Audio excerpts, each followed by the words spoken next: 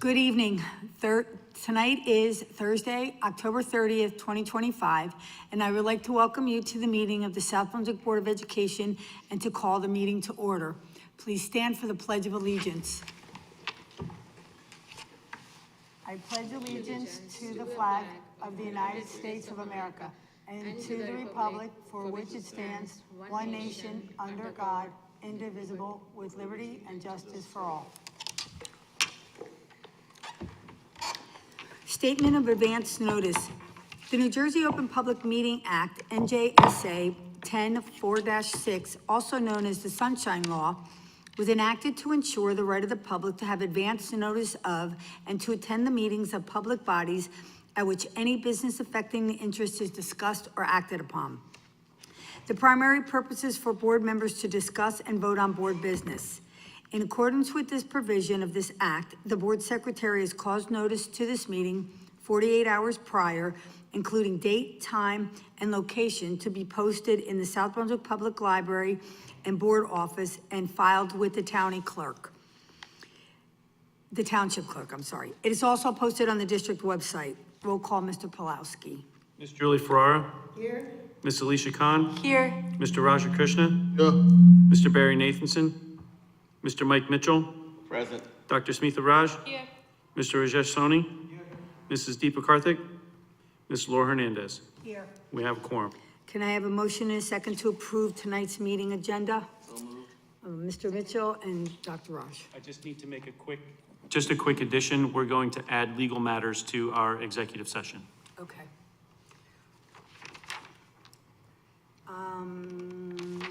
Approval of board minutes and executive session.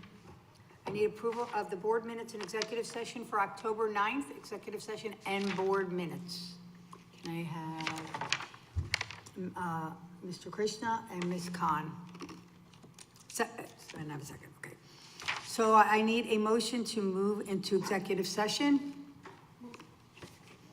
Okay, and we're going again. We're going into exec session again. Dr. Raj, second.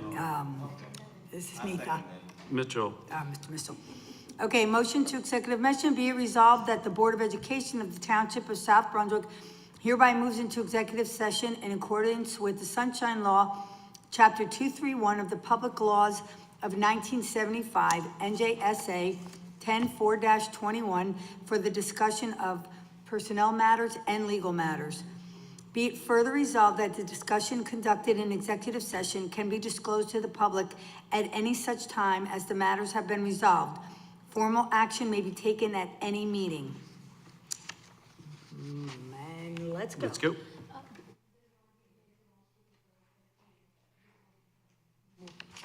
Do you need a selfie over here? Motion.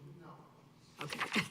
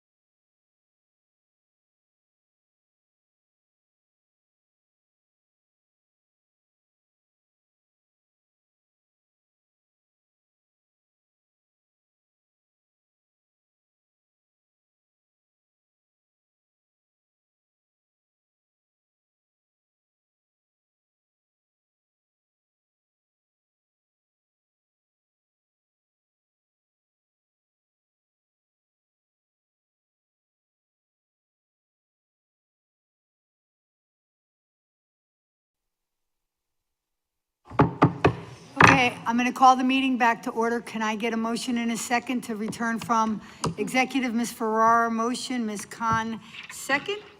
Okay, with that being, is our student rep is not here tonight? That means I'm up. Okay, so the report of, there's our administrative team again. We're seeing the administrative team, yay.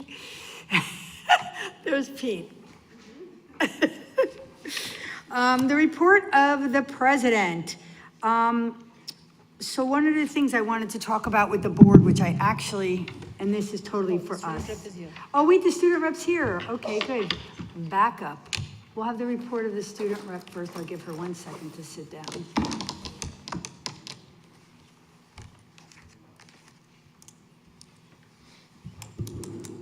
Hi everyone, sorry for the delay. I hope you're having a great evening. So let's kick things off with some school news from the high school.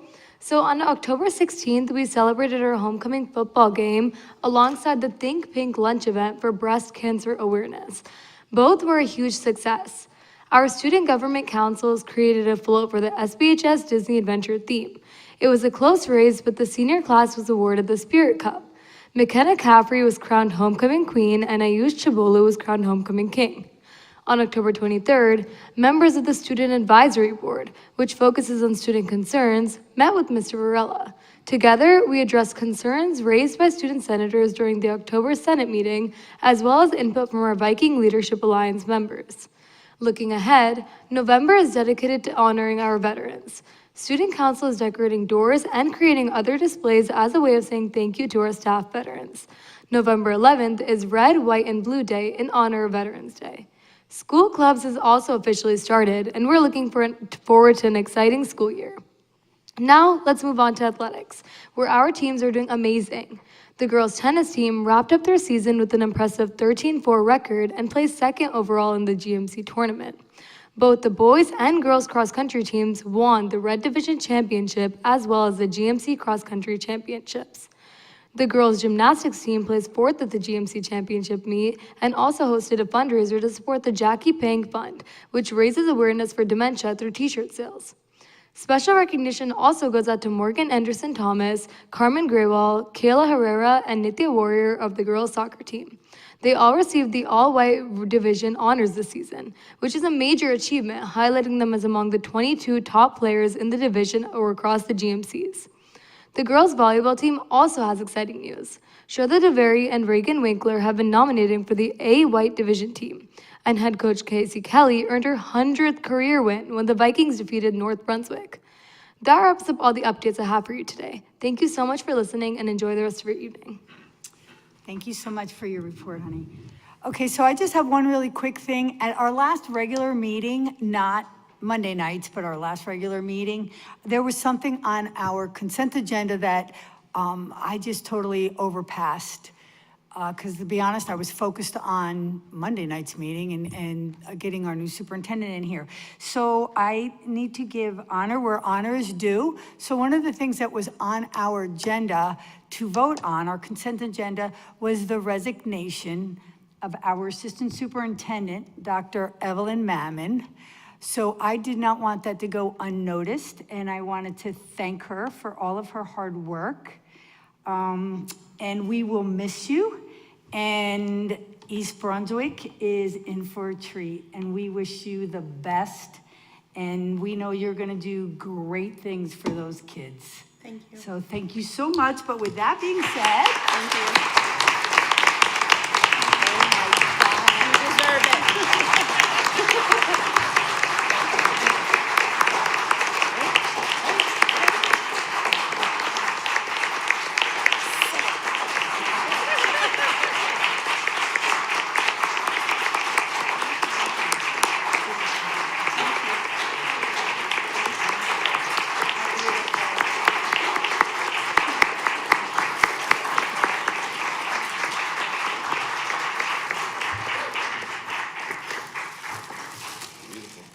and that ends my report for tonight. So on to the superintendent's report.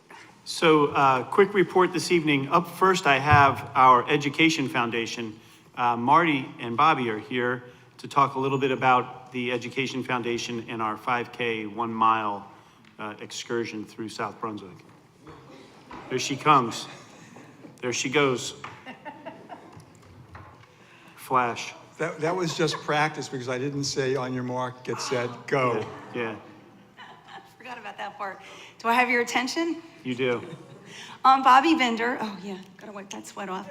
I'm Bobby Vinder, and I'm here to let you know about the 5K and 1 mile fun run they were having this Sunday, November 2nd at the high school. Thank you, Mr. Pulaski and the board for giving me a couple of minutes to speak to you tonight. Here's what you need to know. You can register online at efsb.org until we say, go, at the starting line. Pretty much at the starting line until we are there, registration is open. The cost is $15 for the 1 mile run and $40 for the 5K. What time, you may ask? 8 a.m. is when registration begins. 9:10 is when the 1 mile fun run and walk begins. And at 10 a.m., we have the 5K. Remember, we do turn our clocks back so you get an extra hour of sleep, so you get lots of energy to come and do the fun run and the 5K. New this year, awards for top male and female South Brunswick district staff members. All of you. So I hope to see many of you out walking or running on Sunday. The weather's looking good for outdoor running, so I hope to see you all there this Sunday, November 2nd.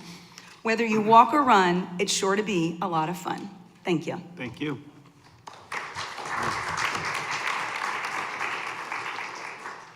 Also up, we have our parent, well, not here this evening, but we have a parent academy happening Wednesday, November 12th at 6:30 to 8:30 p.m. at Crossroads North Middle School. Please, parents, if you're in the audience or out there listening in the World Wide Web world, you're invited to an evening where we're exploring AI in teaching and learning. We have a project graduation, South Brunswick High School craft show, Saturday, November 15th, from 10 a.m. to 4 p.m. at the high school. So a couple of things happening in the education world. We have a state testing, field testing that's begun for the new state assessment for students in grades 4 through high school. This includes an adaptive version of the NJSLA and NJPGA.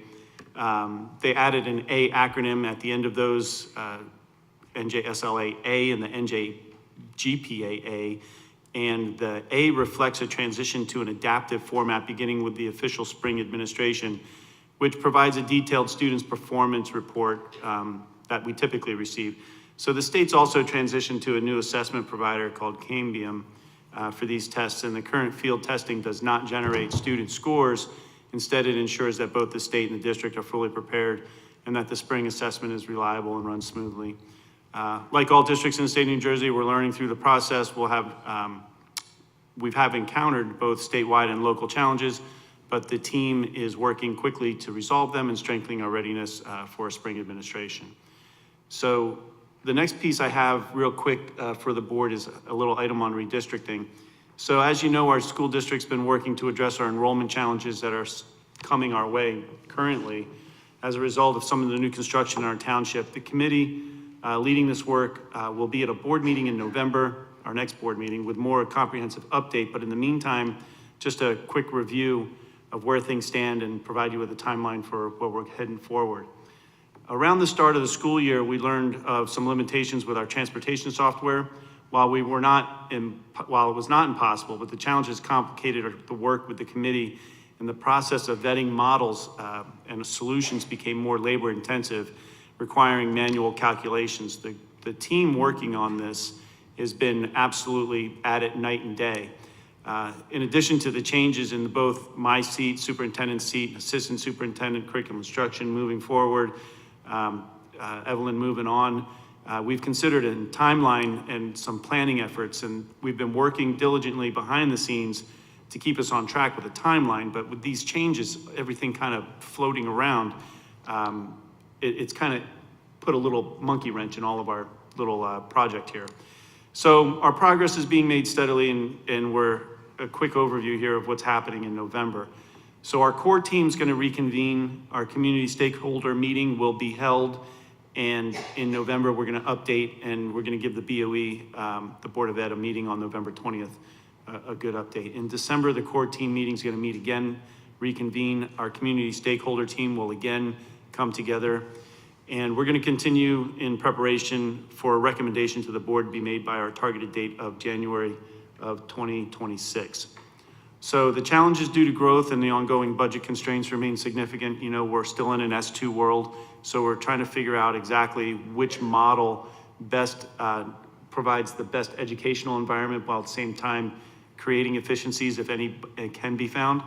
I'd just like to remind everyone that there's a link to our previous communications on the district website, and there'll be more to come at our next board meeting next month in November. And that would conclude my update. All righty.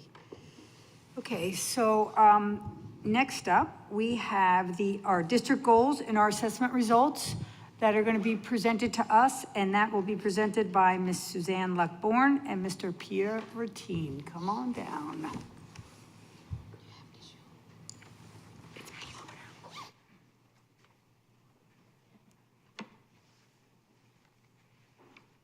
So, good evening, everyone. I'm happy to be here tonight with Mr. Peter Ratine, who is our Director of Special Projects, but one of his responsibilities is oversight of our state mandated assessments. There you are. So annually, we are required, within receipt of our student individual scores, reporting out publicly to the Board of Education and our public. And so that is what we aim to do this evening while we are together, recognizing that not everyone is as familiar with all of the different assessments. We're going to provide you with a quick overview, and then we are going to share with you the results that we have compiled as a result of some of our analytics behind the scenes of what was provided by the New Jersey Department of Education. So I think important to note is that there are 4 standardized assessments given over the course of the school year, and they vary by grade level and by measure. First is the Access for ELL, which is for our students who are new to the country and or learning English as a second language. They are assessed if they are in kindergarten through 12th grade and participating in that program. Online assessment, some of it is paper in some of the younger grades. The DLM, Dynamic Learning Maps, you'll see results for that. That is administered to our students in the special education program, but a very small percentage of students are eligible for that test. And the New Jersey Student Learning Assessment, which assesses the New Jersey Student Learning Standards in English Language Arts and Mathematics. You can see the grade levels tested here on this chart. Important to note that in 10th and 11th grade, it varies a little bit depending on which course the student is enrolled in at our high school. And finally, the NJSLA Science is a culmination of science standards at those, think of those as those pivotal transition marks. It's at the end of grade 5, 8, and 11. I think important to note for all of you is that while the assessments here allow us to look at how we're doing trends within our curriculum, our delivery of instruction, it is not the only measure that we rely on in South Brunswick for making decisions about students. We use multiple measures here, not only these standardized, but we have our own district assessments and other screeners we use to garner the whole picture of student performance. Important to note, at this time, while we're required to report out, the state of New Jersey has not yet released subgroup data, meaning race or program participation, that we can compare to tonight. So what you're going to see is what we were provided and able to report out on. That includes students in South Brunswick by grade level, by their race or ethnicity, and by program participation. So the first one we're reporting out on tonight, as I said, was this WIDA Access for our multi-language learners. And I think important for you to know is that South Brunswick's number continues to increase. This year we have 344, well, spring of 25, we had 344 students participate in that test in the K-12 band. 100 of those students were with us for less than a year. So these students might have enrolled in September, they tested in February. If they arrived in December or January, they tested in February. So they were with us for a very short amount of time. 44 of those students, so 44 of the 344 students, achieved a score of 4.5 or higher, which means they are expanding their language acquisition and eligible to exit the program. So just to acclimate you here, we are required to show two things when we report out publicly. One, the N, the number of students that participated in the test administration, and then we're required to report out on their proficiency levels. How did they perform?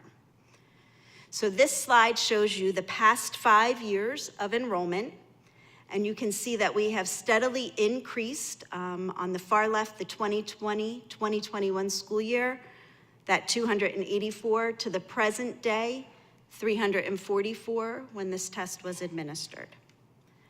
There are several domains that our students need to demonstrate their understanding of the English language.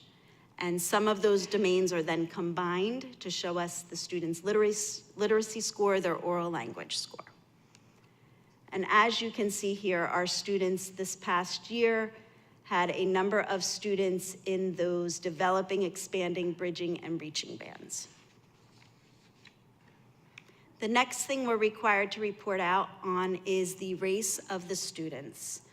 One of the things that you all need to know is that if there are fewer than 10 students in a group, we aren't allowed to publicly report that because it would be identifiable of individual students possibly. So you can see here, this is students in grades K through 5. We've chose to present elementary and then 6-12. So you see K5 here. You see in the chart to the right of the chart, the number of students that participated from those specific groups that we're able to report out on. And again, you can see their proficiency there on the chart.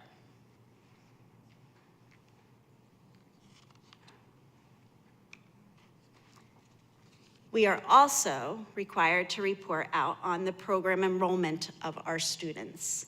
So we are required to report out on if they are part of special education services, if they are part of an economically disadvantaged group of students, or if they are in general education. So you can see here that we've shared those graphics for you. The far left is our special education, with the middle being the economically disadvantaged for those of you that are sitting near the back.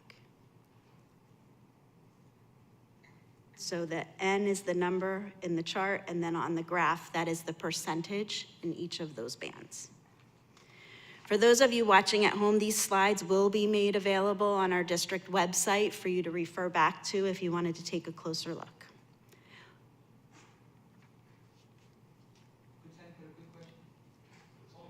Let's wait until we get through all of them, but we'll remember that you have one on the ELL. Okay, 6-12. This is the breakdown for our students by race. As you can see here, same races were reported out. You can see white we did report because it was above that threshold of 10 students. You can see that some of our students are not yet at expanding or bridging here, but I think important to note is that in the progression of when a student comes in learning our English language, it takes several years for them to become proficient. It is very rare that a student comes in and exits the program within that first year. This is again that same slide showing grades 6 through 12 and their program enrollment. Important to note, fewer students in the 6-12 in comparison to the K-5. We have more students in the elementary school that are part of our multilingual program.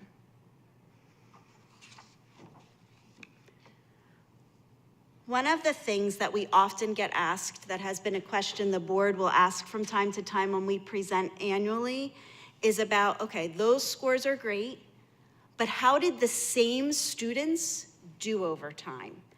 And so with our data warehouse, Linkit, which is fairly new here in South Brunswick, we are able to really drill down our data that we receive on our students. And so this graphic here takes all of the students who are part of our ELL program in the 23-24 school year, who again tested in the 24-25, which meant they continued in the program. They were with us for 2 consecutive years, and you can see their progress over time.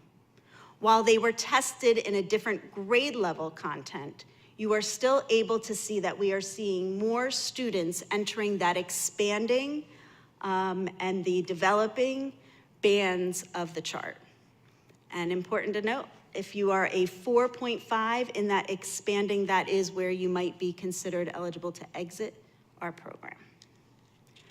I want to thank Mr. Decker, who is our world language supervisor and our supervisor of the ML program. He works with his team of educators to support students in targeted intervention over the course of the year. His teachers are responsible for administering that assessment.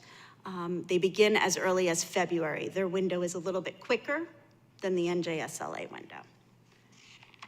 So that concludes the Access for L's results that we wanted to share with you, and we're gonna move on to the DLM, which is the Dynamic Learning Map.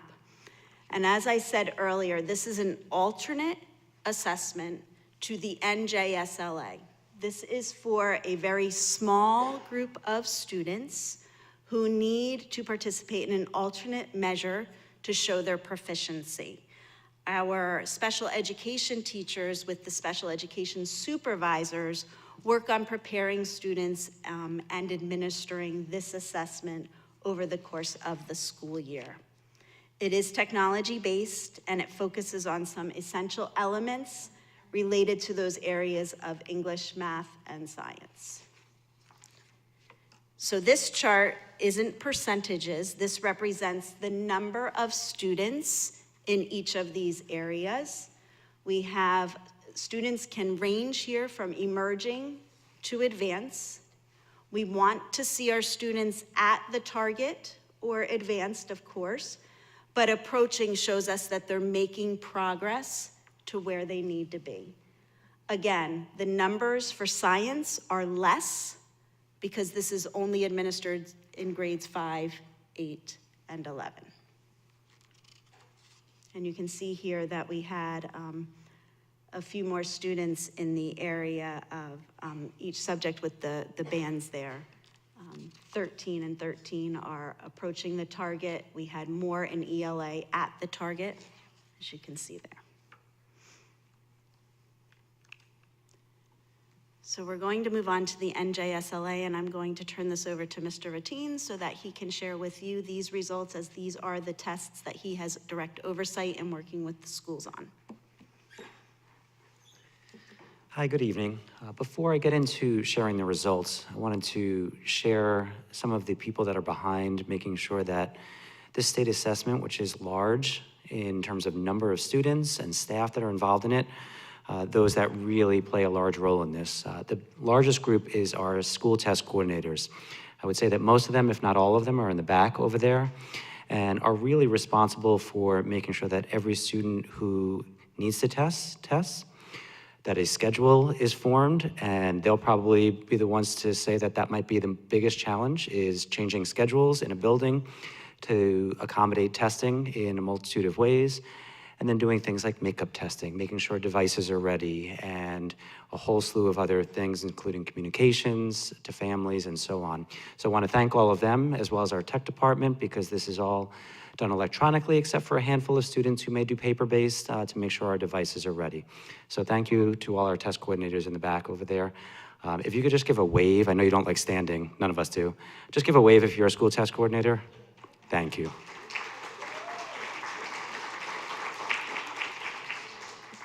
I'm going to start off with the English Language Arts part of NJSLA. This slide here, we're going to start by showing you the number of tested students. From left to right is the grade level, then the number of students tested in the spring of 2024, number of students tested in spring of 2025, and the difference between those two. With the decline in enrollment, the difference was predicted, and there can also be some other factors that account for that as well. As you can see, students in grades 3 through 9 are assessed in English Language Arts for NJSLA. I'll leave this up for just a moment.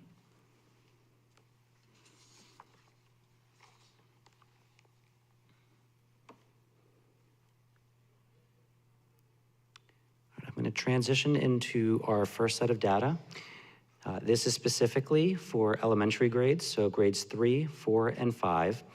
These are all of our students who tested in those grade levels in the district. So on the left side, you're looking at all of 3rd grade for English Language Arts, and then you follow across to the right, 4th grade and 5th grade. And this type of chart, again, you'll see throughout my part of the presentation. From the bottom up, you'll notice that those are the levels that they're referring to.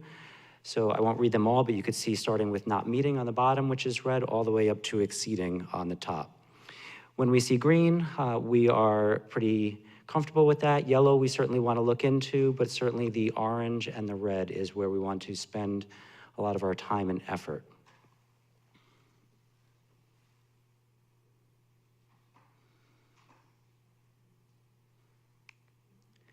I want to take a moment to show you something that we do with this data, and we're not going to show a slide like this every time that we go through. This is an example of what the management software can do that Suzanne was talking about, Linkit. So this is an example of work that happens at the building level with building leadership and our content supervisors. Here, we are tracking a cohort of students. First as they assessed as 3rd graders, and then the following year as 4th graders. Then you can easily narrow in on specific students from here, and this is what happens often at the building level and again with supervisors. This slide in particular, kind of like Suzanne's before, represents students who were in both. So they were with us in 3rd grade and 4th grade and tested. So it is the same group of students.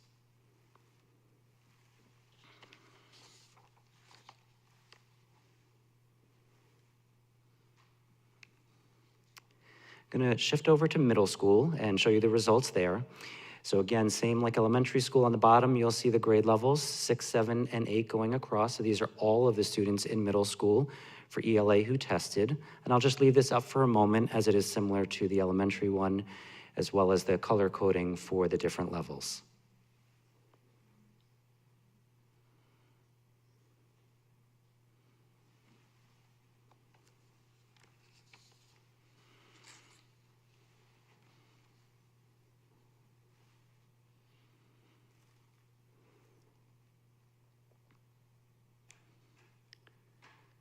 So just to clarify, these are different students. This was last year's group of students in the spring in those grade levels, not following students along each year. And then our 9th graders for English Language Arts, I'll leave this up for a moment so that you can see their levels as well in terms of proficiency.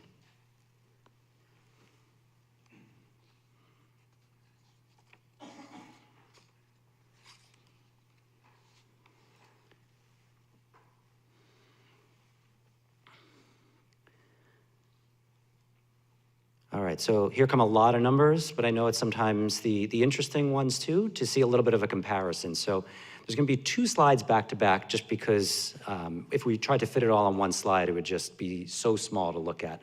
So we're gonna show you a comparison of South Brunswick to itself over 2 years, as well as South Brunswick to the state. This is overall in the 2 years as well. So grades 3 through 9, again, those are the ones that test in ELA for NJSLA.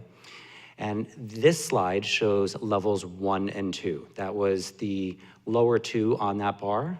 So that was not meeting and then partially meeting. So if you just follow across, because we'll have a few of these and I'll just explain it on this one. Again, after grade level on that far left column, we're looking at 2024. So not the last spring, the one before it. You could see district results there for the grade level in ELA. And then you can see the state results in ELA that year. Then you follow along to the next one, where we're looking at 2025 for the same thing, not meeting, level 1. And you'll see the district percentage of students who did not meet, and you'll see the state percentage of students who did not meet. And then you follow that along for the 2024 again in level 2, and then again 2025 for level 2. I know there's a lot of data up there, so I'll just leave it for a moment so you can digest it. But again, you're seeing the 24-25 comparison. Both you can compare state and district.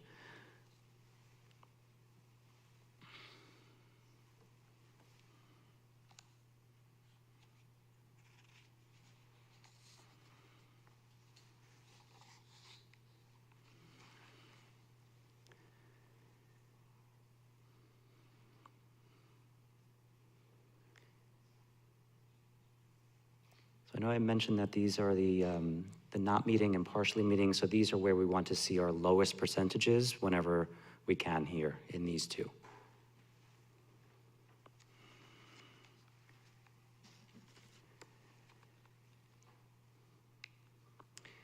These are the remaining three levels: approaching, meeting, and exceeding.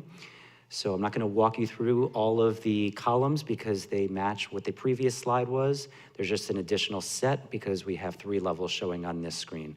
So again, from left to right, you have 24, 25, and they keep repeating with level 3, then level 4, then level 5 for all of the grades.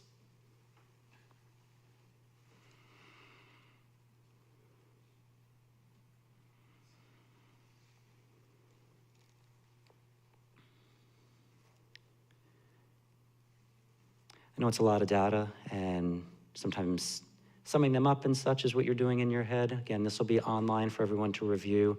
I do want to point out a little point of pride here, if you're back there or anyone here from the middle school. 7th graders, point of pride here, 82% of our 7th graders met or exceeded in ELA. Pretty impressive.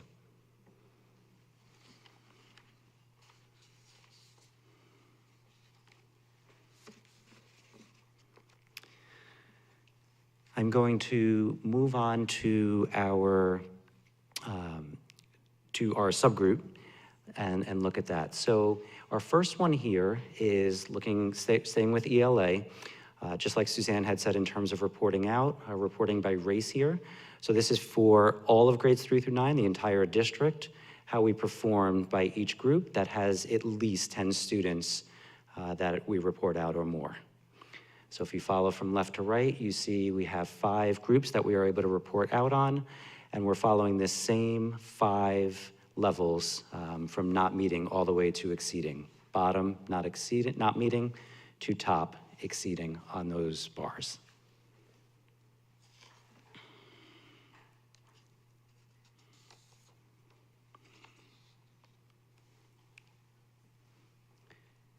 And then the next is our report out by program. Same thing, this is all students that tested in ELA grades 3 through 9.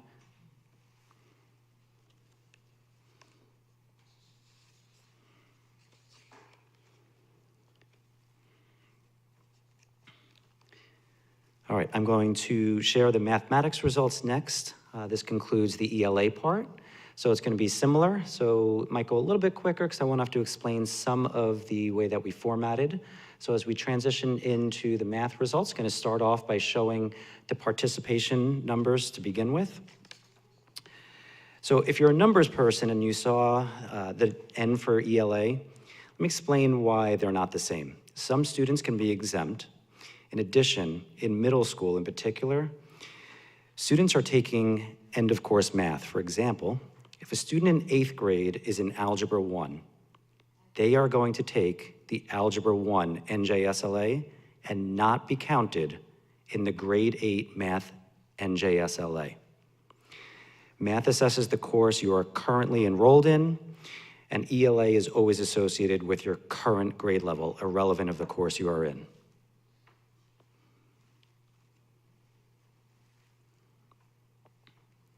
So this is 3rd through 8th, and then you'll see now our next one goes a little bit more into what I was just saying about we have students in middle school and then of course in high school taking some of the algebra and geometry courses here. So this shows our participation numbers here. We did expect some changes due to enrollment. The other reason is that in 2024, with compliance requirements, we ensured that every high school student had a state attempt on record. We made some slight adjustments to enable us to be a little bit more strategic with that this year as well. spring of 2024-25 as well.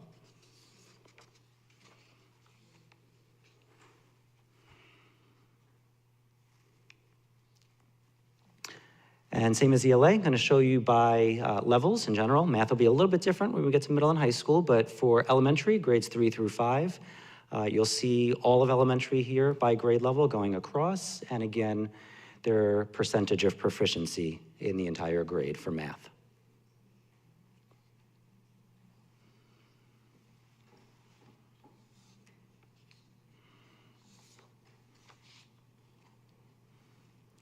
I'm going to transition over to our 6th, 7th, and 8th grade math. So this is our middle school performance.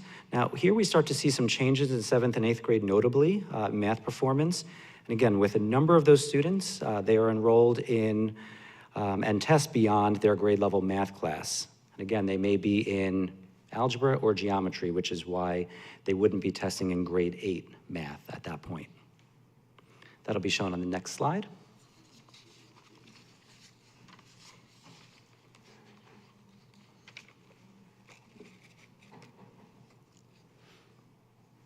So this next slide here will show a little bit of what I was just saying. So here are specifically our middle school students who are beyond 8th grade math and in Algebra 1 or geometry. And if you follow across, you'll see 8th graders, Algebra 1, then 7th graders, Algebra 1, and then 8th graders who are in geometry.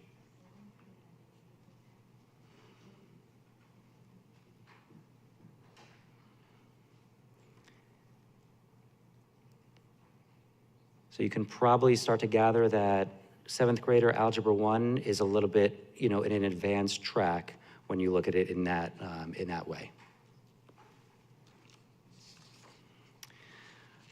And I'm going to switch over to the high school. And the high school has a little bit different as well, just because of some of what happens in the middle school. So if you follow across here, 9th graders in Algebra 1, then we have 9th graders in geometry, 9th graders in Algebra 2, and again, because of all of those things that happen in middle school, that's why there's so many different 9th grade students in those different courses. And then we are showing 10th grade geometry and then 10th grade algebra. Students in high school have to test in at least one of their math classes when it's basically considered their first math class for either Algebra 1, geometry, or Algebra 2 when they are in high school, regardless of what they took in middle school.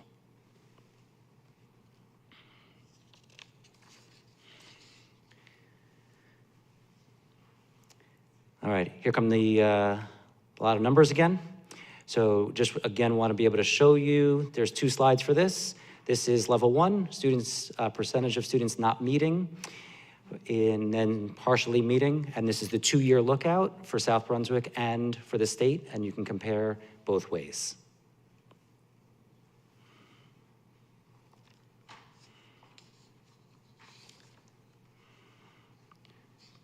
I want to be clear that when we look at these, we are not following students on these. We are just following the overall group.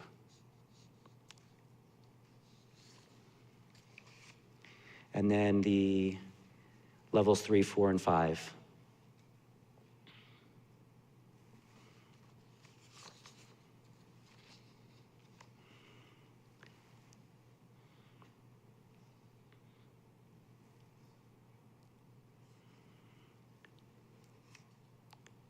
And then looking at our district by race, in grades 3 through 10, all of math by race for the N of at least 10 or more.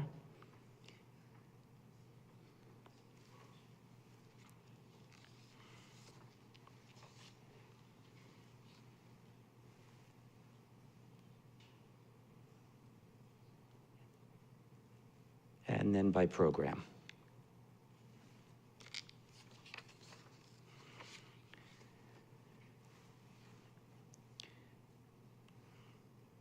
This concludes the math portion of the reporting of NJSLA results. We're in the home stretch of NJSLA results, science. So our science results is what I am going to share as our final NJSLA results. The first I'll start with, like I did before, is the overall participation, where again, like Suzanne had mentioned on the second slide, Grades 5, 8, and 11 are participating in NJSLA Science.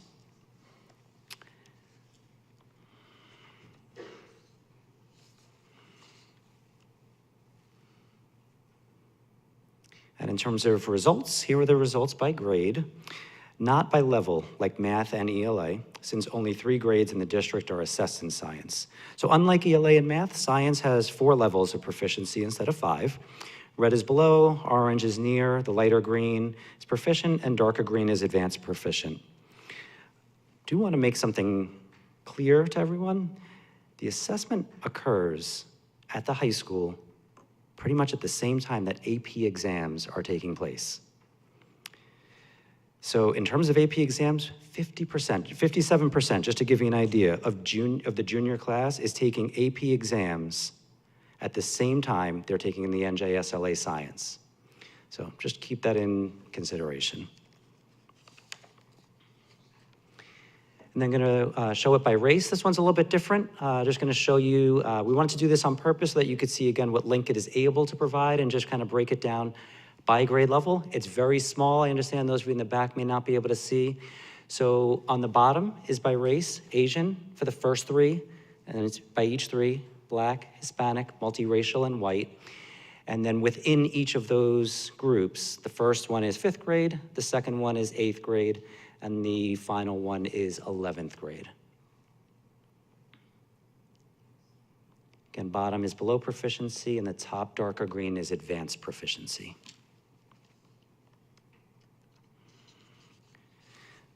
And we want to show you this again, just to give you a little bit of the idea of what we use Linkit for, and we can disaggregate it even more from here, but this gives you an idea.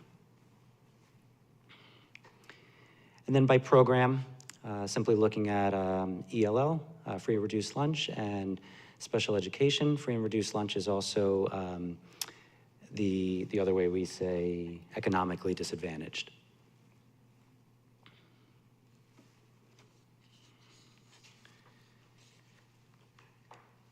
That concludes the reporting out of our NJSLA results. I'm going to turn it back to Ms. Luckborn.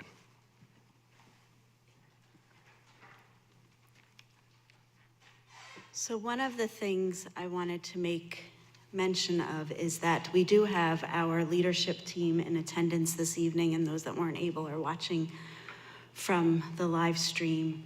The team here uses this information to facilitate conversations at the building level in supporting their students so that we can start to move that needle from those students that you were seeing in the red. We're not happy with kids in the red. We want to see all of our students meeting those grade level expectations. So we are tasked with drilling down further to see who is that student, what do we know about that student, how are we programming for that student, and what are we doing to target instruction or interventions to meet that individual student's needs. And that is the work of the leadership team, facilitating those conversations with the classroom teachers to work with those particular students. And really, Linkit has been a game changer for us in the sense that at the elementary level, we have instructional coaches who facilitate conversations with grade level teams to kind of look at that information and say, what does that mean and what can I do instructionally to support students? It allows us not only as a tool to look at those standardized metrics that we presented tonight, but it allows us to look at benchmarks that are measured up against specific standards so that we can really hone in on where a student may need additional support. Conversely, when you talk about our students who are meeting or exceeding, we have conversations about what are we doing to keep those students challenged and engaged in the educational program. And that is something that we always have our eyes on as we're working with our students. So in addition to reporting out on the data that you saw this evening, we are also required to kind of share with everyone, what are we doing?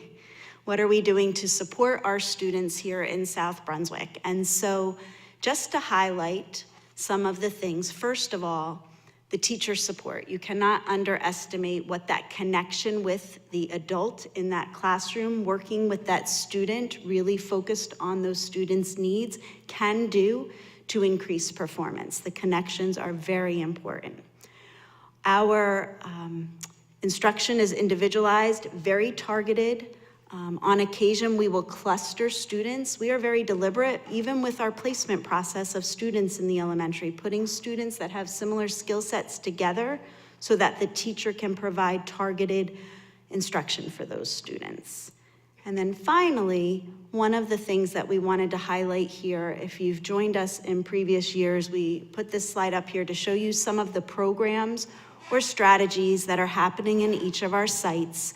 This year I chose to bold for you the ones that I wanted to really highlight that are kind of a little new or different in what we are doing here. So first, on the left side there, you will see the K-3 Literacy Universal Screener. We now are using a metric in K-3 with our literacy that is nationally normed. So it allows us to look at how our students are performing, and then we overlay some of our local assessments to identify students that might need something a little different or more of something in terms of instruction. In addition, we creatively used our entitlement grants, ESSA. For those of you that are familiar with the Every Student Succeeds Act, we use some of those funds for professional development or consultants. And so we had sheltered instruction, professional development for classroom teachers to work with a specialist in the area of multi-language learner instruction. And we had over 40 teachers in the cohort this past year that were trained that are able to bring that back to their classroom environments, not only to work with our ML students who you see have not performed as the same as their peers, but also to benefit all students in those classroom settings. And so we're quite proud of that and continuing that work in the upcoming year. In addition to our special education programming, one of the things Mr. Morales and his team have done is we have expanded one of our special education program offerings that we have had in the elementary at Brooks Crossing and have brought that up to Crossroads North. And so we have opportunity there for our students in that environment and program. In addition, we have Wayfinder, which is our social emotional learning curriculum, because the academics can't happen if the whole child is not tended to and their well-being is addressed as well. So we had this in our middle schools last year and have moved that up to our high school. And we are conducting additional sessions at the high school level as part of an extended homeroom throughout the course of a month. They might have one or two more opportunities where it's very focused on this. In the elementary schools, we have implemented the school-wide elementary reading program in some of our special education classrooms in grades 3-5, which are smaller groups, and this gives them a reading program that they are using specially designed for that population of learner. In our middle and high schools, the HAP and Excel periods are being revisited in what are we doing and how do we maximize that time with students to provide additional support for students that need it, much more than just a place to go to catch up on your homework. It's really a little bit more focused that the team here is really working to say, how do we redefine that? And finally, the INRS process is the Intervention and Referral Services process. That is one of the mechanisms by which students can receive additional support in South Brunswick, and there is a multidisciplinary team. Think of it as you have a teacher, maybe you have a counselor, maybe you have a supervisor, you might have a behavior specialist. They all come together to support a student that might need additional help within the classroom setting. And so we've spent a couple of years now really looking at our process and redefining it, and are in a much better place with that. So at this point, that does conclude the portion where we were planning to share with you our achievement results, participation, and some of the things we do as a district to support our learners. Before we go on to the district goals portion, we wanted to pause here just to see if there were any questions. I will share with the public watching and those of you in the audience tonight, our board received these slides in advance of this evening and had an opportunity to review and ask questions. We also shared it with the Board Education Committee earlier this week and really got some good feedback from them and questions during that portion. But I want to open it now to see if there was anything that sparked, and if you all don't mind, I know Rajesh had something back on the ML slide that he wanted to ask about first. Yeah, I think that's okay. That was more, I saw general ed in ELL, so I was a little confused, but that's all right. Okay. Not important. I have others. Thank you. A question about HAP. So we talk about how we're redefining it. Can you be a little bit more specific with that? So in the past, it was one of these opportunities where students were scheduled for that, and it really was a place where they can go because they didn't have a class during that period. They were actually scheduled for a HAP, and they would use that time to catch up on assignments. But the intent is to really look at, can we utilize that with the staff in that environment to match them to some students that might need extra help, or offer the option that a student who's assigned a HAP could go back to that teacher to watch that lesson again or get extra help. So it's really kind of using that in a less traditional way, but more targeted. So we're in the process of making that Yes. happen right now? Okay, thank you. You're welcome. Smitha? Yeah, so the 11th grade science assessments, so do they cover physics, chemistry, and biology, all the three of them in that assessment, or how does that work? Yeah, think of those science as kind of that culminating at the end of a period of the science curriculum. So 5th grade is not just on 5th grade standards, it's very comprehensive. Dr. Mammon, as our curriculum expert, is there something that I'm missing on that you would add? It's general science. It's not necessarily physics, biology. It's like all of it all together. That's part of the problem too. Yeah, that's what Yeah, I was yeah. wondering. It is not science subject specific. Yeah, that was what I was wondering too. Yeah. So it's hard to. It really is hard to have that be A marker an of indicator student, of yeah, how yeah, we're yeah, doing. It's yeah, not. yeah. Yeah. Thank you, Dr. Mammon. Julie? Just wondering if you have any data on testing accommodations, since testing can be difficult for quite a bit of the students we've talked about this evening. Do we have any data on how well our students do with testing accommodations, or whether it's helping? We can pull that data. We haven't for the reporting purposes, as it's not something that the state requires us to report out. We certainly can disaggregate that in terms of the accommodations that students receive. Like the number that who use accommodations, and I just think that testing itself is difficult for certain students, and It not absolutely- just one category of students, but certainly it's reflective of some of the statistics we see here today. It is, yeah. And I'll say this, that our new assessment that Mr. Pulowski was actually mentioning, the NJSLA-A, that we're field testing now, which I know is not your question, we've already even encountered some challenges for some of our students that require some accommodations. And for us, luckily, we're in the early stages of that where it doesn't count and we reach out to the state. But back to your question, we do have the ability, yes, to go back and see if there are accommodations that stand out in terms of students that maybe have challenges related to the accommodation in particular. Yes. And whether they're beneficial in overall change in grading. Yeah, and then individually, then we're talking about the child study team and the case manager that would review that specifically with the child, but we can definitely look to see if there are trends with them as well. Yes. Thank you. You're welcome. Thank you for bringing that up, because it's important to note that some students are eligible for accommodations on the assessment to make it more accessible. Rajesh? Yeah, just a quick one. I was looking and reviewing the 2-year comparisons for results within South Brunswick. Again, I personally am not keen on comparing with state because that's not accurate according to me.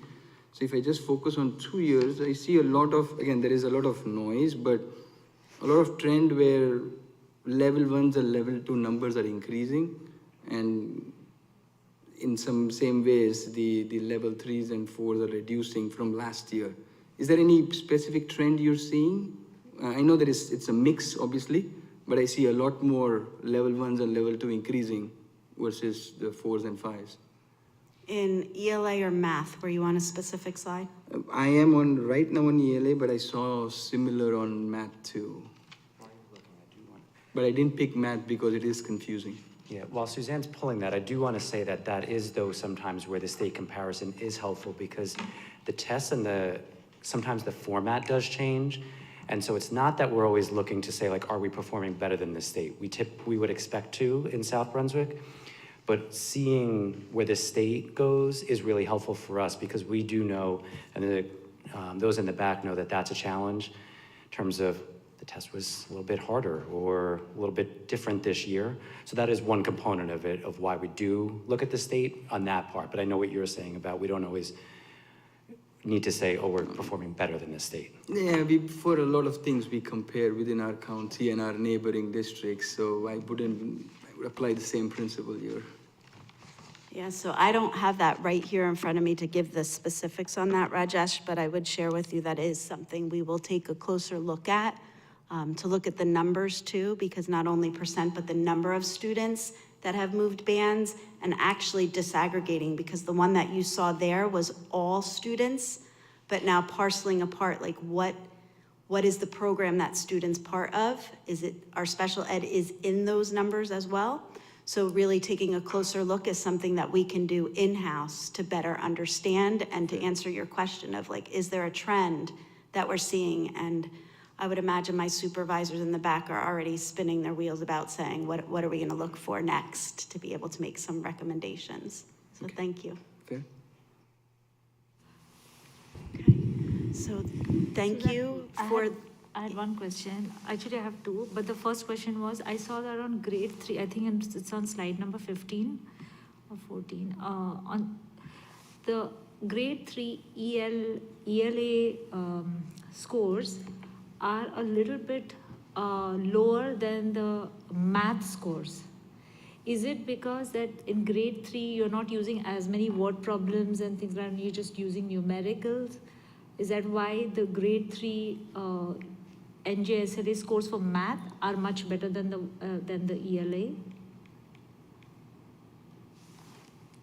I'm trying to understand why is it? I would suggest that comparing ELA to math at a specific grade level, we're gonna pull curriculum apart and try to disseminate why students are doing poor or not as well or in math versus LA. But I think one of the things that you'll see from what we have listed as goals kind of gets us into how our different groups perform. And I would share, Deepa, on this particular slide, when you are a first-time test taker, there are definitely things that we need to understand about our third graders when they're taking their first standardized test, be it ELA or math. But when you look at this and you can see how students typically do in third grade in comparison to by the time they've done this for multiple years, we start to see that progress over time. But to Dave's point, when we get to goals, that is some of the work that's happening with our leadership team. Yeah, but I'm just trying to, I am comparing the same cohort of students, grade 3 math, grade 3 ELA. That's all I'm asking. Why is there a difference in the same year? Number one. The second thing I wanted to ask is, you had the slide where you have the ELL, economically disadvantaged and special ed for 2024-2025 in comparison to the earlier years. For the economically disadvantaged cohort, how have we performed? Do you have that data? You want to compare last year's economically disadvantaged to this year's? We didn't have that in this presentation. But we do have the information that we could take a look So, at. just to see a trend. Yeah, we do have that. We could take a look at So that. for example, if here in this slide, not to belabor the point, 17% was not meeting in the economically disadvantaged bar. This is on, I don't know what slide number this is, but whatever that slide is, if you can pull that up, it's grade 3 to 10 throughout by program, ELL, it's that slide. So if 17% was not meeting in 2024-2025, did we see an increase in that percentage or did we see a decrease in the last 3 years? We can find it. Yeah. We have the ability to do that. We're not required to do that here, but we do have the ability. We'd have to look at the Keep in mind, these are different students in different grades testing, right? It's not the same cohort in what we're presenting here. So you have to see the same. And then, That's my assumption is that. You have to say cohort. Is it the same cohort? The data, is it for the same cohort over the years? this is just for this, all students, 3-9, who took the test last year. I'm talking. It's not a cohort. It is a cohort. It's not a Yeah. comparison of the same kids. Okay. Where the other slide I showed you earlier was, remember, we showed one that said, here's the example of when they were in 3rd grade and then how they performed in 4th grade. We can do side-by-sides for each of those groups if we dug down deep enough. But we didn't need to do that for tonight's presentation. But I understood. hear that you're asking, that's something we'd be curious about. Yes, I'd be curious about that, yes. Right. Thank you. I just wanted to add one piece about your first question, which is the data only came in recently. And so we are required to report out at a Board of Education meeting within a very short time frame the data, which means that a lot of those staff members in the back of the room, supervisors, administrators, haven't even had the chance to fully dive into some of the things that you're asking, that we're asking too, and that we will. So the questions are definitely noted as well, because over time, we're gonna have even more data coming in from the state that we don't have, but also a little bit more time to analyze it at that time as well. But it's been a short turnaround that we're required to present the data out at the board, to the board meeting. Understood, thank you. You're welcome.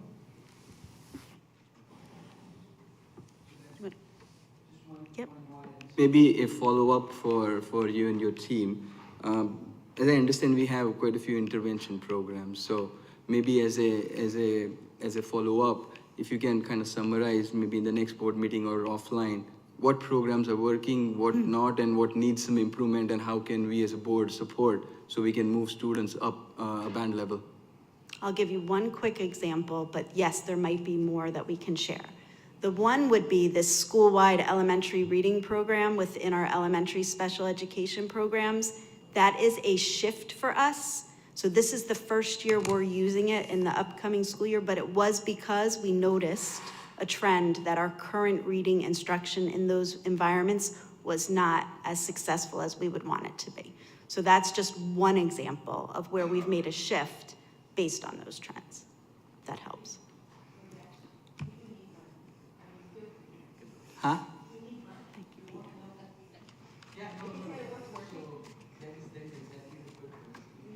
We need, we can try for it. If we don't know what we don't know, we don't know. So at the most it gets rejected, but I think it would be better for us to know what and how much, so we can try. Yes, I mean, I'm sure Sherry is over there. Language arts supervisors, K-5, we fight all the time about, we wish we could, all K-5. That way, we know, right, that we are not only using those resources that we know work. We know it works. It's just, we don't have the money to get it all for everybody, the training, the time. So we've been doing it a little bit at a time.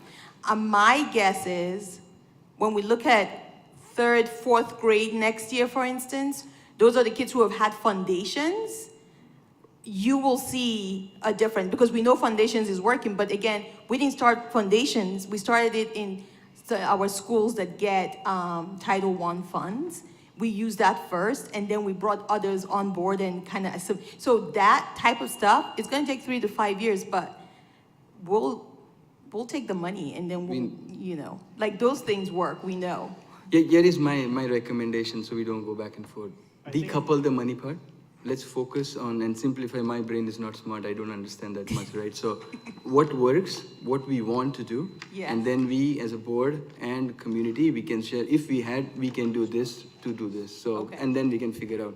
So decouple the money. Let's just focus on what can we do to improve our students and go up band levels. That's it. Okay, So I think. I'll get it for you.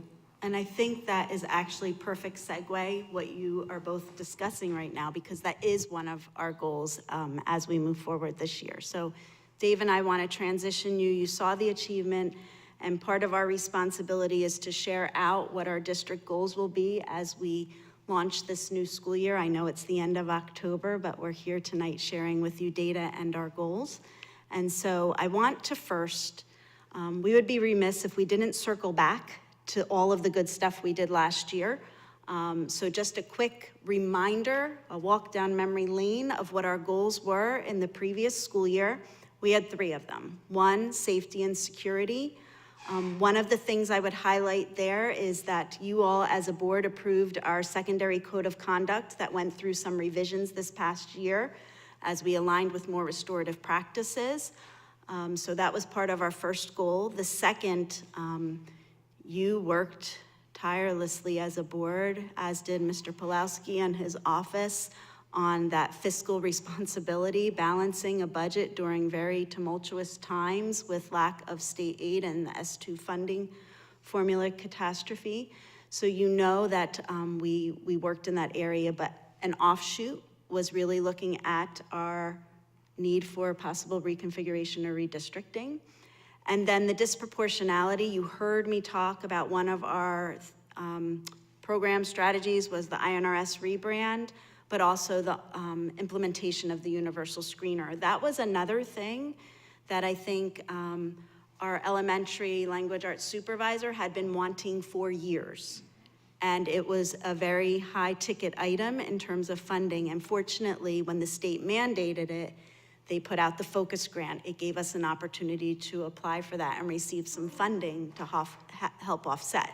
So that is where we are at based on the previous year. We just thought it would be important to remind you and kind of fill in some of the gaps of what we've done in the past year.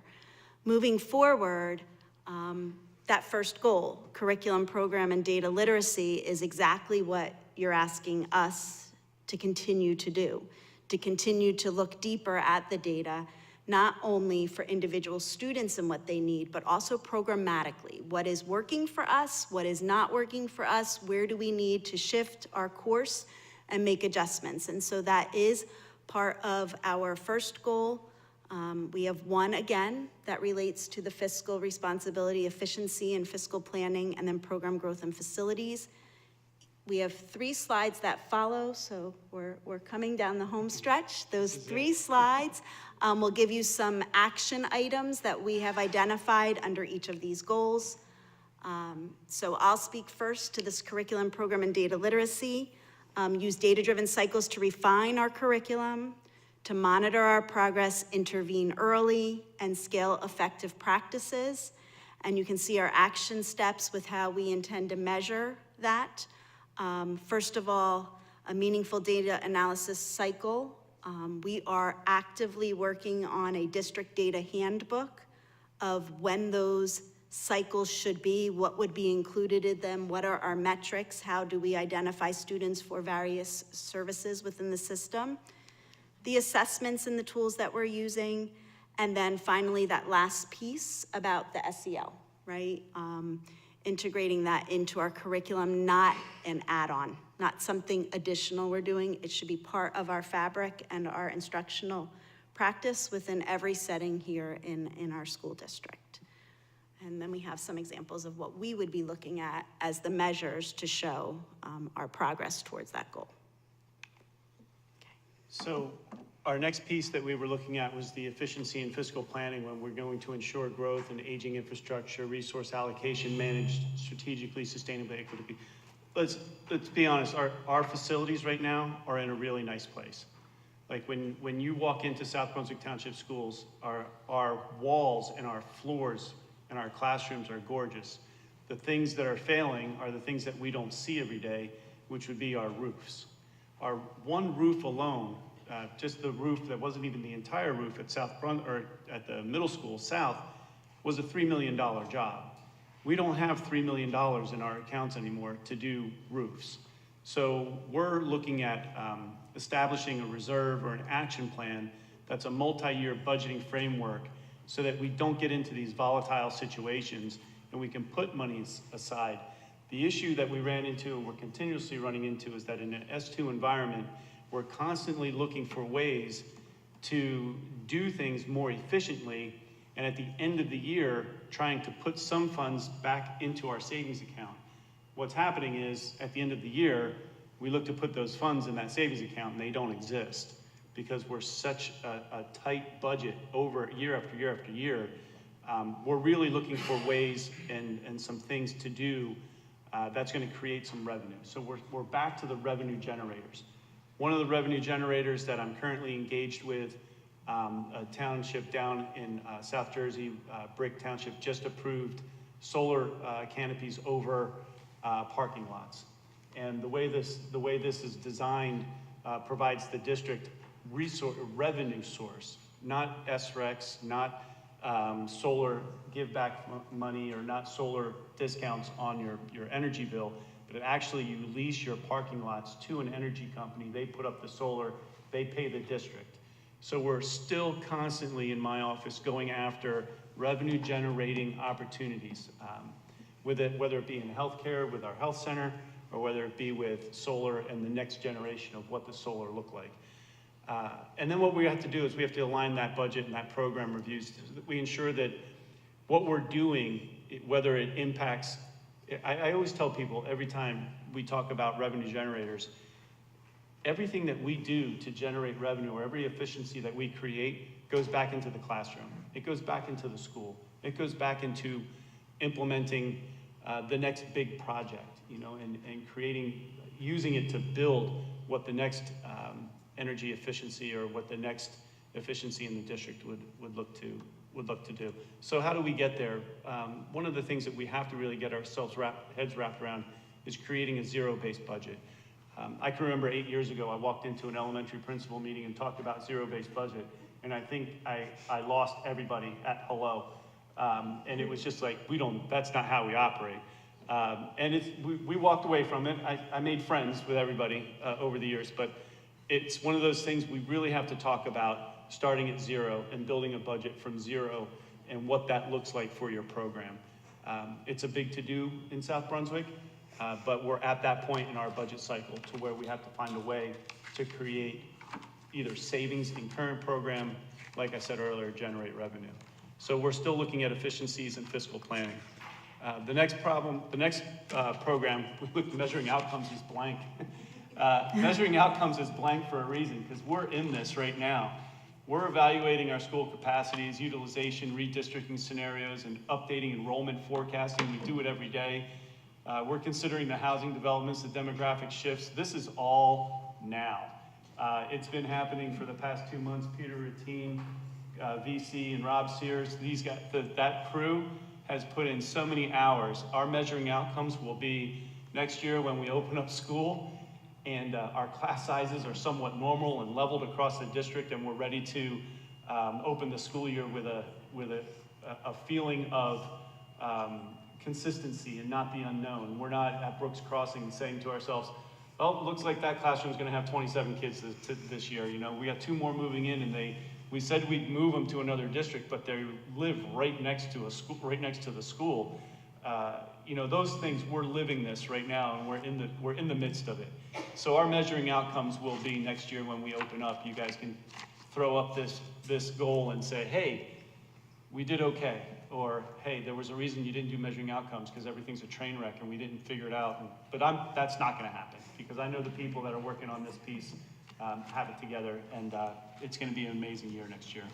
So that's our last goal, is to just redistrict and reevaluate, and constantly forecast and work with our township to figure out where the developments are going. And we're putting together a plan that allows the district to be able to be flexible for the next few years. You know, it's with our transitions of superintendents and everybody moving in and out, assistant superintendents, we looked really intently at, like, what do we want to do? Is it one plan for 3 years and kind of assess, or is it a plan for 5 years? And we're working on those intricacies right now, and we're going to present a really good plan come January that allows us to survive classroom and educationally, create some efficiencies maybe, but maybe not, but more so for the kids in South Brunswick to create that awesome educational experience. So that's why those measuring outcomes are blank. So we're in it. Yeah, but think about that. It's how we're going to accommodate that growth, how we're going to communicate that, and how we're going to implement it really, or how we're going to be able to measure our ability to accommodate this growth. Yep. So those are some goals that we're looking to streamline, put in place, and accomplish all of the things that we talked about earlier in all of our achievement and test data. So that's it. That's our presentation. If you have questions on goals, just email me directly. We can figure those out. All righty? Thanks, everybody. Well, how do you follow that up? Yes, that's a lot. I know how we're following it up. But first, I want to say that was a great job. I mean, that so much work goes into that, and it was very clear, and all those numbers, and I know that looks like a lot, but it was very clear and concise how that was broken down. So, thank you for all of that information. And now, to follow that up, we have Ms. Blair Eisman and Mr. Peter Ratine. We're bringing back up again for our annual HIB report. 10 minutes or less. This will be quicker, promise. So, good evening, everyone. I'm here with Blair Eisman, Director of Programs and Professional Development. And the state requires districts to assess their proactive measures specific to harassment, intimidation, and bullying. So this is done through a self-assessment each school completes at the end of the school year. It's done by the school's anti-bullying specialist, along with input from the stakeholders on the school climate team. And then the district will submit those scores to the state in the fall. Ahead of that submission, we're required to share the scores with the public at a board meeting, which is what we're doing tonight. So we're going to present the HIB self-assessment for last school year, so that's July of 2024 through June of 2025. I'm going to share some information to help give context to what the assessment is. So here you can see what the goal of what the self-assessment is. We really use this to help determine how to strengthen our work. Intended to help the schools and district evaluate efforts, to implementing anti-bullying, the Bill of Rights, and opportunity for schools and districts to reinforce and strengthen HIB prevention and intervention programs, policies, and practices. So what is the self-assessment? This to me is one of the best ways to look at it. It's 8 core elements. These are the 8 core elements. There's pieces within these, but these are the overarching ones. So I'll just leave it up for a moment for you to read.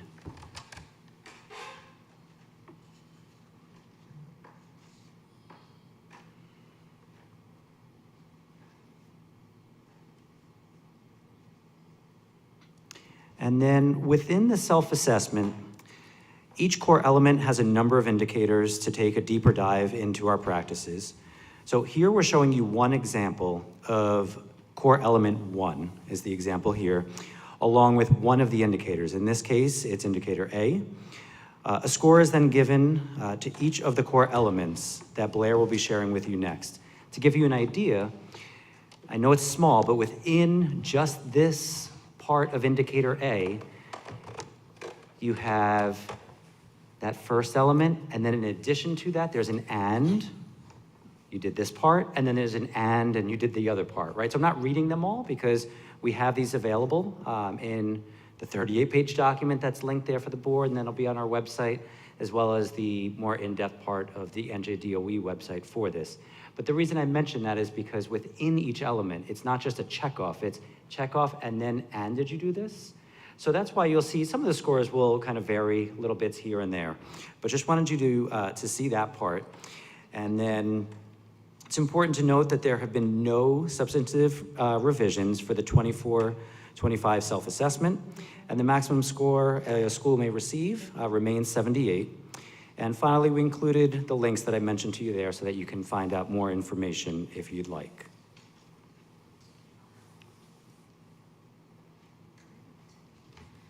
Good evening, everybody. So you can see on the far left column all of our schools down the side. Across the top are those core elements that Peter shared with you, just as a review.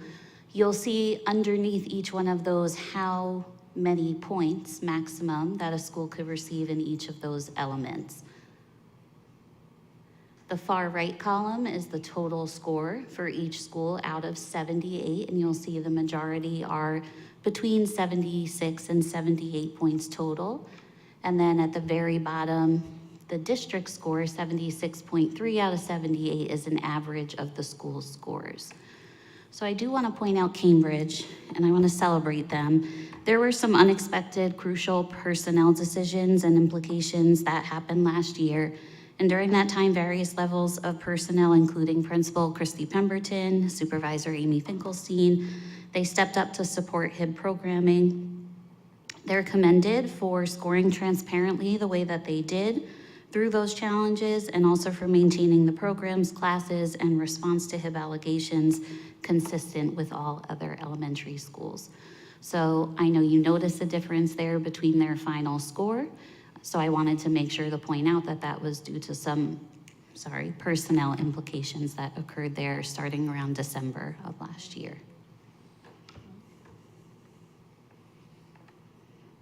We have to celebrate and appreciate our anti-bullying specialists. They really lead the charge for all things HIB and HIB prevention, as well as all of our building administrators. Next steps for us, for Peter and I, we meet regularly with the ABSs. We actually had a meeting with them yesterday, discussed current investigations or investigations that occurred so far this year, trends, things that they're seeing in the buildings, and work that they're doing to address those needs. Peter and I check in regularly, and then discussions happen amongst ABSs and their school climate teams at the building level. So again, the purpose of tonight was simply to share last year's scores with the public, and we'll be back again in December to share more on investigations and that data. And that concludes our presentation. You're welcome. Yay. Blair. You're Any my favorite questions for tonight. us? Nice and quick. No, there's no questions. Excellent. Have a good night, everybody. You were my favorite tonight. Perfect.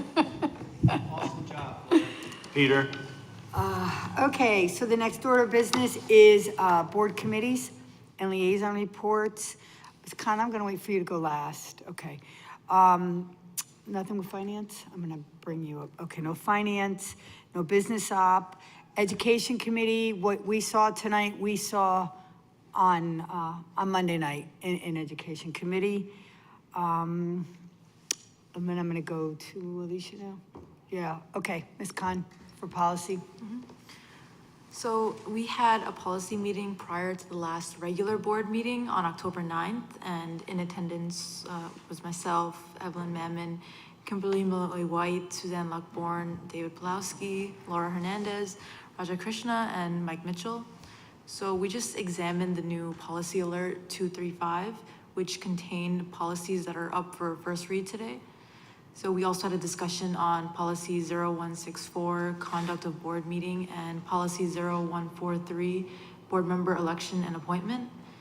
So from the policy alert, we have 11 policies up for first read, and I'm reminding all board members to take a look at them and ask any questions well in advance of our next board meeting for the second read. And then I will think of policies now. Right, no one else? Okay.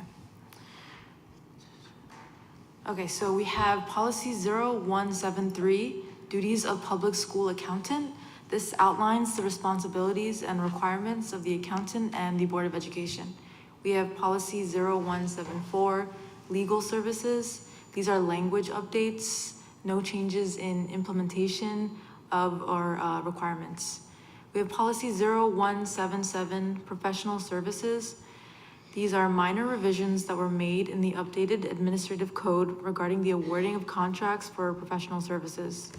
We have policy 1570, internal controls, and this addresses the requirements for receiving state aid to establish specific policies and procedures on internal controls designed to provide management with reasonable assurance the school district's goals and objectives will be well met.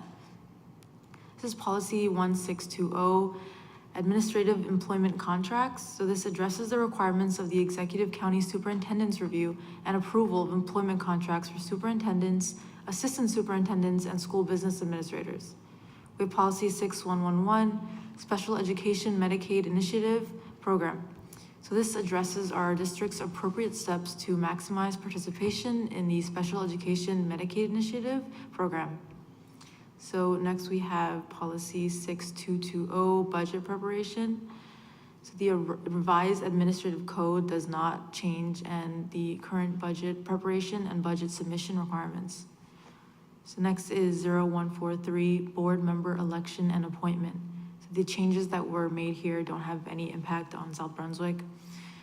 Next we have policy 1636.01, notification of promotion, new job, and transfer opportunities. These changes have no impact on South Brunswick.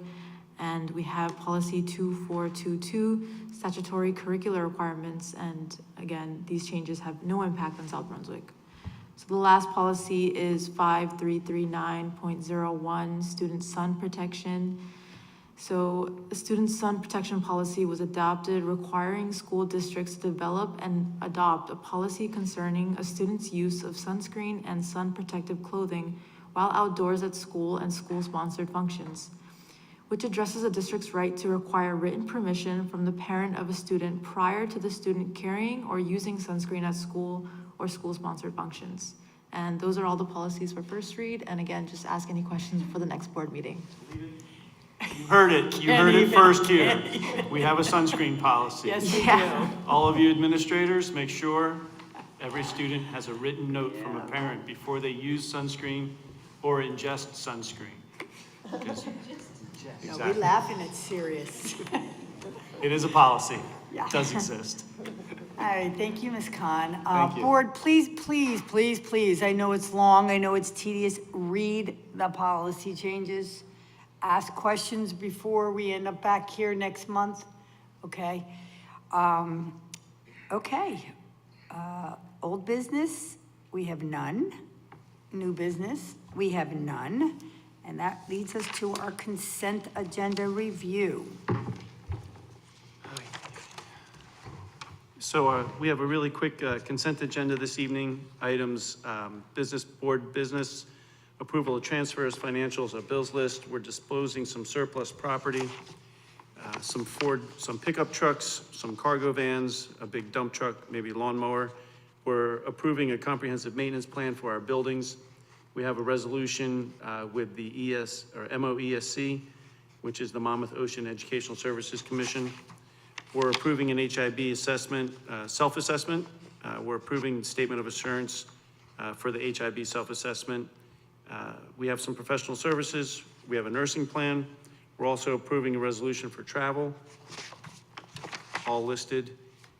Kelly Educational Pricing Agreement for the 26 school year. And we have our personnel, and that's your consent agenda this evening. Any questions? All right, roll call. Let's do that. Roll call. Here we go. Consent agenda. Can I get a motion?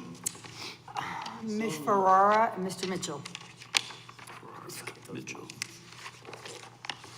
Ms. Julie Ferrara? Accept. Ms. Alicia Khan? Yes. Mr. Raja Krishna? Yes. Mr. Mike Mitchell? Yes. Dr. Smitha Raj? Yes. Mr. Rajesh Soni? Yes. Ms. Deepa Karthik? Yes. Ms. Laura Hernandez? Yes. Consent agenda passes. Awesome. And that brings us to our public comments. This is on any topic.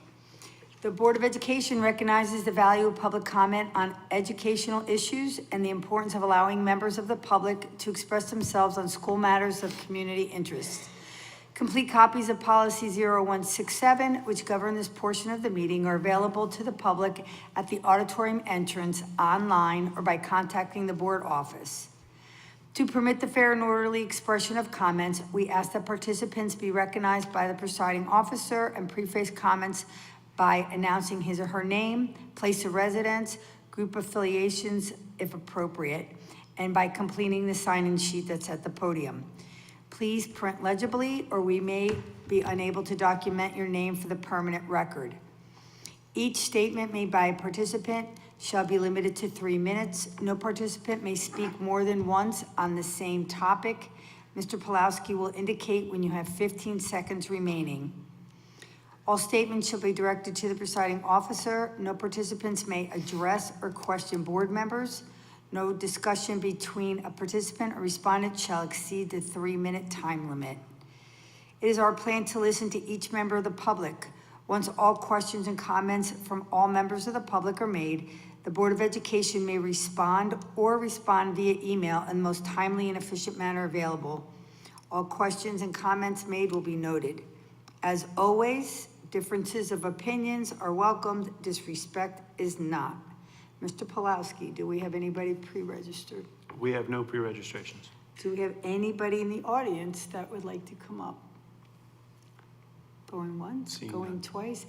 And we will end this portion of the meeting, and every administrator is going, oh, please, please, please. Please note that the next scheduled Board of Education meeting is set for Monday?